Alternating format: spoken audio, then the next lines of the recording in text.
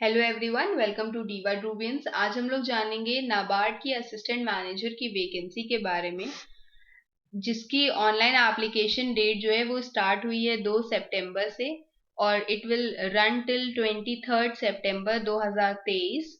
ठीक है, और ये जो वैकेंसी है दैट इज इन ग्रेड 1, जिसमें सबसे पहली चीज यहाँ पर बोली गई है कि इनकी ये ऑनलाइन एप्लीकेशन जो है वो 2 सितंबर से शुरू होगा।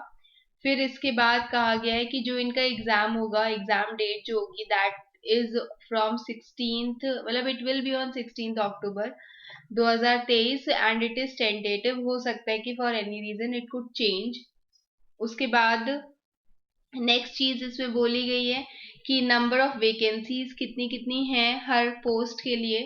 तो assistant manager rural development banking services में जो जनरल पोस्ट है उसमें 31 वेकेंसीज हैं इन अनरिजर्व्ड, और इसी की जो टोटल है दैट इज 77। फिर कंप्यूटर में टोटल जो है वो 40 है। उसके बाद फाइनेंस में टोटल 15 वेकेंसीज हैं। कंपनी सेक्रेटरी में 3 है। सिविल इंजीनियरिंग में 3 है। देन इलेक्ट्रिकल में there are 3। Then geo informatics में 2 वेकेंसीज आर देयर। फॉरेस्ट्री में अगेन 2। फूड प्रोसेसिंग में 2। देन स्टैटिस्टिक्स में 2 and mass communication and media specialist में 1 वेकेंसीज है। तो इन टोटल जो है देयर आर 150 वेकेंसीज। फिर उसके बाद कुछ कैटेगरी वाइज वेकेंसीज अलग से उसमें दी हुई हैं। उसके बाद next the part given is of the eligibility criteria, जिसमें बोला गया है कि अगर आप कोई भी असिस्टेंट मैनेजर की इसमें जो पोस्ट आई है उसके लिए अप्लाई करते हो तो you can apply for only 1 post. ऐसा नहीं कि आप जनरल भी भर दोगे, इंजीनियरिंग भी भर दोगे। तो you can not apply for another discipline. साफ साफ चीज उसमें बोली गई है। You can apply for only 1 discipline. वो आपकी अपनी चॉइस है, आप किस में करते हो। लास्ट में जो भी फाइनल कंसिडर किया जाएगा वो आपका सिर्फ एक ही वैलिड कंसिडर किया जाएगा। In case of multiple applications only the last application जो आप सबसे लास्ट में भरोगे उसी को कंसिडर किया जाएगा, और बाकी जो मनी है it will not be refunded to you, it will be forfeited. ठीक है, फिर इसके बाद लिखा हुआ है कि जो भी कैंडिडेट्स हैं उनके पास एजुकेशन क्वालिफिकेशन, अभी हम आगे जानेंगे, एजुकेशन क्वालिफिकेशन उनके पास होनी चाहिए एज ऑन 1 सितंबर 2023। मतलब जो भी डिग्री है तो आपके पास वो डिग्री इन योर हैंड होनी चाहिए ऑन 1 सितंबर 2023, तभी उसको कंसिडर किया जाएगा। जिनका रिजल्ट नहीं निकला है या उनको उनकी डिग्रीज नहीं मिली हैं they will not be taken into consideration. ठीक है, फिर उसके बाद लिखा हुआ है कि असिस्टेंट, अगर आप एकेडमिक क्वालिफिकेशंस की बात करें तो जनरल पोस्ट के लिए जो क्वालिफिकेशन है it can be, it should be bachelors degree आपके पास होनी चाहिए एटलीस्ट 60% मार्क्स के साथ, या फिर post graduation degree MBA PGDM with 55% marks. मतलब ये जितनी भी अभी आप पढ़ोगे आगे, जितनी भी क्वालिफिकेशन है उसमें आपसे ग्रेजुएशन अगर कंसिडर कर रहे हैं तो 60% होना चाहिए, और अगर पोस्ट ग्रेजुएशन कंसिडर कर रहे हैं तो 55 होना चाहिए।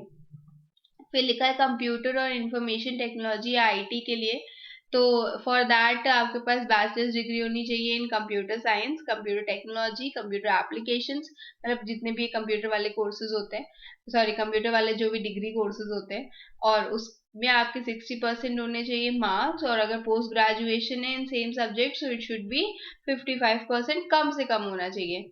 देन फाइनेंस में BBA होना चाहिए, फाइनेंस में BMS इन फाइनेंस होना चाहिए 60% मार्क्स के साथ, और अगर नहीं तो फिर 2 years diploma in management PGDM जो होता है, डिप्लोमा इन मैनेजमेंट, वो होना चाहिए इन फाइनेंस स्पेसिफिकली, या फिर full time MBA in finance होना चाहिए with 55% marks.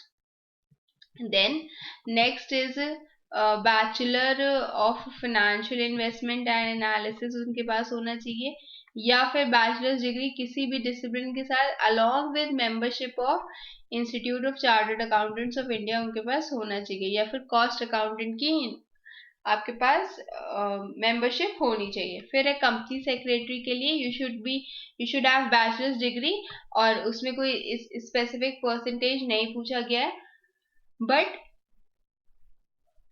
you need to have the membership again of Institute of Company Secretary of India.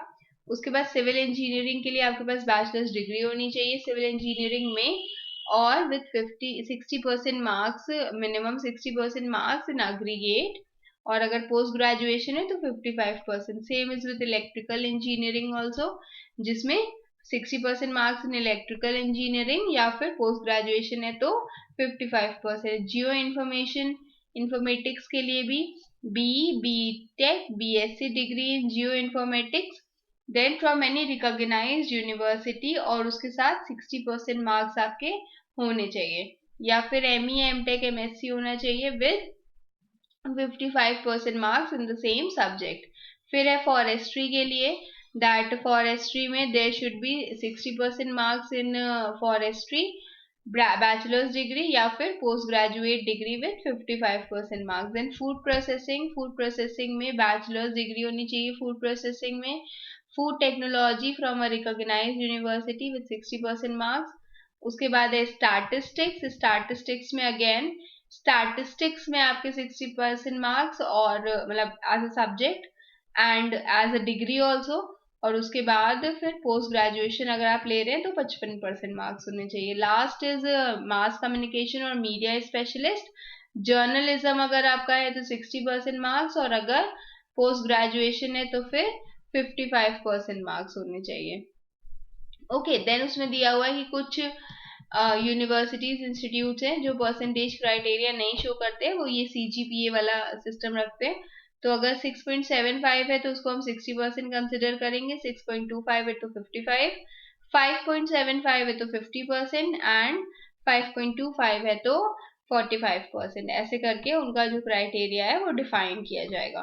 फिर आपकी कुछ रिस्पॉन्सिबिलिटीज दी हुई हैं इसमें कि ये चीजें अगर आप अप्लाई करते हो, ये चीजें जो आप इसमें पढ़ोगे, ठीक है। This the link I will share it on description box. फिर एज लिमिट बताई गई है, वेरी इंपॉर्टेंट। एज लिमिट आपको कहता है कि यू शुड बी 21 से 30 साल एज ऑन 1/9/2023, मतलब your birth date should be 2/9/1993 से पहले के नहीं होने चाहिए, और 1/9/2002 के बाद के नहीं होने चाहिए, ठीक है। अपर age limit is given OBC candidates के लिए, SC STs के लिए, और PWBD के लिए अपर लिमिट दी हुई है इसमें। फिर दिया है selection procedure, this is very important. अब सिलेक्शन प्रोसीजर में क्या बोला गया है, सबसे पहले आपको बताया गया है टेस्ट ऑफ रीजनिंग, ठीक है। तो क्या कहा गया है इसमें, it will be of 200 marks, it will be of number of questions, actually I am not well, तो नंबर ऑफ क्वेश्चंस इसमें कितने होने चाहिए, 200 क्वेश्चंस होंगे, मैक्सिमम मार्क्स भी 200 होंगे, और उसके बाद टाइम आपको all together 120 minutes you will get, ठीक है, 2 घंटा you will get. First is test of reasoning होगा, 20 क्वेश्चन 20 मार्क्स, बायलिंगुअल होगा, एक्सेप्ट इंग्लिश का सिर्फ इंग्लिश में होगा, बाकी बायलिंगुअल होगा। देन इंग्लिश लैंग्वेज हो गया, पहले रीजनिंग है फिर लैंग्वेज हो गया, 30 questions of 30 marks. Computer knowledge हो गया 20 questions of 20 marks, and quantitative aptitude हो गया 20 question of 20 marks. Then next is quantitative aptitude हो गया, decision making 10 questions 10 marks, general awareness 20 questions 20 marks, eco and social issues 40 questions of 40 marks, and agriculture and rural development with emphasis on rural India 40 questions of 40 marks, ठीक है। फिर इसमें लिखा हुआ है कि ये कुछ सेक्शंस है, reasoning, English language, computer knowledge, quantitative aptitude and decision making, सबसे लास्ट वाला। तो ये जो है, जो स्टार्टिंग के 5 आपको ये वाले पूरे दिए हुए हैं, these 5 will be your qualifying nature, कि आपको एक मिनिमम सेट लिमिट बता दी जाएगी, आपको उतने मार्क्स कम से कम लेकर के आने, और बाकी जो है जो बाकी सब्जेक्ट्स है these 3, this will be merit based, जितने ज्यादा नंबर आएंगे उतना अच्छा है। और उसके बाद फिर जो लास्ट है short listing of the candidate जो है मेन एग्जाम की, वो will be based on the marks scored in the merit section only, और जो आपकी मेरिट बनेगी वो आपके लास्ट के 3 से ही बनेगी। यहाँ का क्वालिफाइंग नेचर ये होता है कि जब ये तीनों आपने मिनिमम इसमें पा लिए तभी आपका नेक्स्ट चेक होगा, और चेक तो होगा उसके बाद जब ये चेक होगा तो जो आपके मेन मार्क्स इसमें आएंगे this will only be considered, इन्हीं तीनों को कंसिडर किया जाएगा आपके फाइनल मेन के शॉर्ट लिस्टिंग के लिए।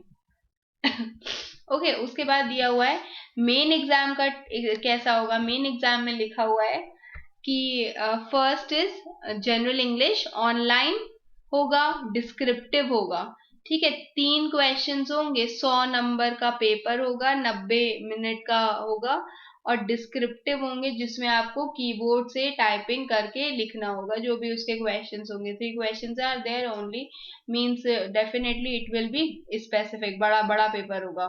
फिर उसके बाद है पेपर 2 जिसमें लिखा हुआ है इकोनॉमिक एंड सोशल इश्यूज के बारे में। तो पहले होगा ऑब्जेक्टिव, ऑब्जेक्टिव में होंगे 30 क्वेश्चंस, ठीक है। और उसके बाद 50 मार्क्स के 30 मिनट उसमें आपको मिलेगा, 30 minutes you will gate. And उसके बाद फिर डिस्क्रिप्टिव होगा जिसमें 6 क्वेश्चंस होंगे। कुछ क्वेश्चन आपके 1 नंबर के हैं, कुछ क्वेश्चंस आपके 2 नंबर के हैं, और इन 6 क्वेश्चंस में से you have to attempt 4 questions. 50 marks का होगा और 90 मिनट होंगे इसमें। फिर इसमें दिया हुआ है कि डिस्क्रिप्टिव है जिसको आपको कीबोर्ड से लिखना है, इंग्लिश में या हिंदी में, ठीक है। उसके बाद मतलब वो वाले कीबोर्ड्स वहां पर होने चाहिए। फिर फिर उसके बाद लिखा हुआ मेन एग्जामिनेशन, जो पहला था वो जनरल पोस्ट के लिए था, बाकी जो है वो स्पेसिफिक पोस्ट के लिए होंगे। Same things are there also, 3 questions will be there और 100 मार्क्स का होगा, 90 मिनट ये। और उसके बाद स्ट्रीम स्पेसिफिक में भी 6 क्वेश्चन जिसमें से 5 अटेम्प्ट करने हैं। ये बस स्ट्रीम स्पेसिफिक है, और जो जनरल वाला है उसमें अगेन आपसे यही इकोनॉमिक एंड सोशल इश्यूज के बारे में पूछा जाएगा, ठीक है। फिर उसके बाद the subject to the description of the bank, एक साइकोमेट्रिक टेस्ट भी आपसे कंडक्ट करवाया जाएगा मेन एग्जाम के खत्म होने के बाद, हो सकता है, दैट इज अभी अभी उसके लिए कुछ बताया नहीं गया है। Then interview will be of 50 marks, और आपको ये डिसाइड करना है कि whether you wish to opt for interview either in Hindi और इन इंग्लिश। फिर लिखा हुआ है कि जो कॉलिंग रेशियो है मेन एग्जामिनेशन का और इंटरव्यू का, दैट विल बी 1:5 एंड 1/3, की मतलब मेन एग्जाम में इतने स्टूडेंट्स बैठेंगे, जितनी वैकेंसी उसका इतना हिस्सा बैठेगा। फिर इंटरव्यू में भी जैसे अगर कितने की वैकेंसी, 10 की वैकेंसी है तो हम 30 लोगों को बुलाएंगे, ऐसे करके 1/3 का रेशियो उनका बैठेगा। फिर उसके बाद इसमें दिया है कि रॉन्ग आंसर के लिए आपके 1/4 मार्क्स डिडक्ट हो जाएंगे as penalty in phase 1 and phase 2। Cut off phase 1 and phase 2 जो है it will be applied in 2 stages on score in individual test और टोटल स्कोर, ये दोनों पर ही अप्लाई किया जाएगा। ओके देन सिलेबस इसमें दिया हुआ है, तो different different topics are there given there for syllabus. English के लिए सिंपल सा दिया हुआ है essay, precis, comprehension, business, office correspondence. फिर the paper on English shall be framed in a manner to assess the writing skills including the expressions, understanding and the topic, ये सारी चीजें इसमें होंगी। उसके बाद जो आपका ये जनरल जो ग्रेड ए का पेपर है, फिर उसके बाद इकोनॉमिक जो जनरल पेपर है उसमें ये सारे टॉपिक्स आएंगे, ठीक है। फिर एग्रीकल्चर एंड रूरल डेवलपमेंट के लिए ये वाला टॉपिक आएगा। कितना सारा सिलेबस है इसमें, you have to study all these things. उसके बाद रूरल डेवलपमेंट के बारे में से पूछा गया है। उसके बाद कुछ एक और स्पेसिफिक सी चीज इसमें दी हुई है कि जो ट्रेनिंग होगी वो इतने की होनी, मतलब ये SC ST OBC and PWBD candidates के लिए ये ट्रेनिंग प्रोवाइड की जा रही है, उनको फ्री ऑफ कॉस्ट है, जो 23 सितंबर तक there should be there and it should be send it to the mail pre-recruitment@nabard.org पे आपको मेल करना है एप्लीकेशन फॉर्म ये वाला फिल करके जो इसके बाद दिया हुआ है। And training will be held subject to receipt of adequate, जब बहुत ज्यादा रिक्वेस्ट आएंगी तभी वो चीज ट्रेनिंग जो है वो करवाई जाएगी। ओके उसके बाद कुछ स्पेसिफिक फॉर्म्स दिए हुए हैं आपको, तो this you need to fill, कि कैसे फिल करना है वो सारी चीजें इसमें बताई गई हैं। तो I hope you have understood these things. कुछ नहीं समझ में आए, you can mention it in the comment box. Keep preparing for your exams. Best wishes. Thank you.